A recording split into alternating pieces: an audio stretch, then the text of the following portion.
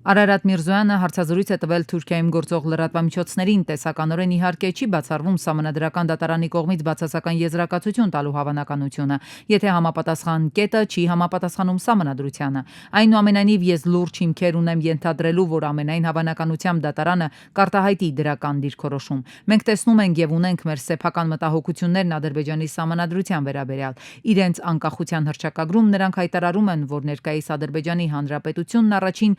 Ադրբեջանական Հանրապետության իրավահաջորդն է, ոչ թե խորհրդայինի, եւ առաջին Ադրբեջանական Հանրապետությունը, որը գոյություն է ունեցել մինչև Խորհրդային Միությունը, հայտարարել է իր ինքնիշխանությունը շատ ավելի մեծ տարածքների նկատմամբ, քան այսօրվա Ադրբեջանն է։ Այն ներառում է այսօրվա Հայաստանի ինքնիշխան տարածքների ավելի քան 60%-ը։ Կա գաղափար այն ստորագրել Հայաստանի եւ Ադրբեջանի սահմանին։ Մի քանի այլ մայրաքաղաքներ առաջարկում են իրենց ծառայությունները։ Ես չեմ բացառում որևէ բան, չեմ բացառում որևէ տարբերակ։